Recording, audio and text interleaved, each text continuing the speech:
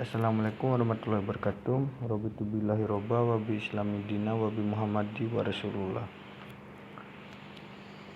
Perkenalkan, nama saya Muhammad Firdaus dan saya akan membacakan PPT teman saya yang bernama M. Idhar, dan di mata kuliah evaluasi.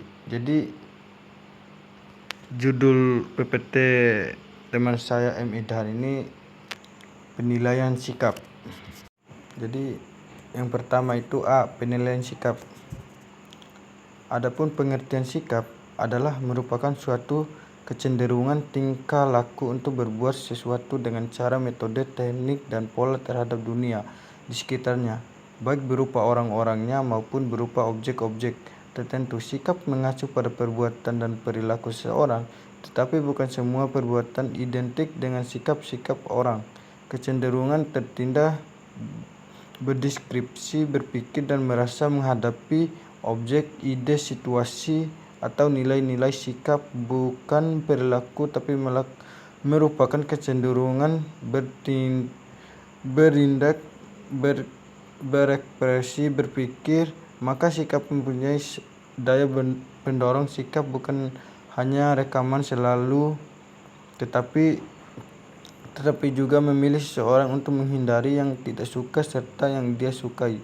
Penilaian sikap menentukan keberhasilan belajar seseorang. Adapun beberapa sikap, yaitu yang pertama itu penilaian sikap menentukan keberhasilan belajar seseorang. Adapun beberapa sikap, yaitu yang pertama itu sikap relatif, yang kedua sikap mengandung aspek evaluatif, dan yang ketiga sikap timbul melalui pengalaman. Poin B, penilaian sikap dalam proses belajar di kelas. Komponen-komponen sikap. Sikap pada dasarnya terdiri atas 3 komponen, yaitu yang pertama komponen efektif, yaitu perasaan yang dimiliki oleh seseorang atau penilaian terhadap suatu objek.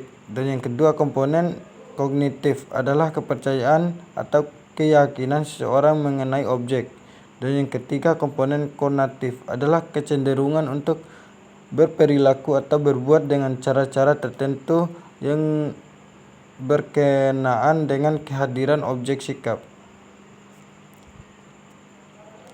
Baik. B. Tujuan penilaian sikap. B.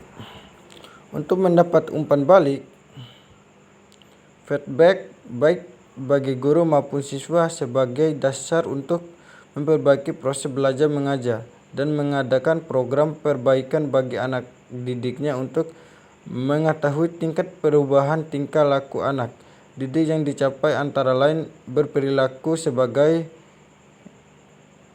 bahan bagi perbaikan tingkah laku anak didik, pemberian laporan kepada orang tua, dan penentuan lulus tidaknya anak didik. Untuk menempatkan anak didik dalam situasi belajar mengajar yang tepat sesuai dengan tingkat pencapaian dan kemampuan serta karakteristik anak didik. Dan poin C, pengukuran sikap. Pengukuran sikap dapat dilakukan dengan beberapa cara, antara lain observasi perilaku, dan yang B, pertanyaan langsung, dan yang C, laporan pribadi, dan D, skala sikap. Itu aja ringkasan PPT teman saya M. Idhar. Kalau kurang mohon dimaafkan. Wabillahi taufiq hidayah. Wassalamualaikum warahmatullahi wabarakatuh. Sekian dan terima kasih.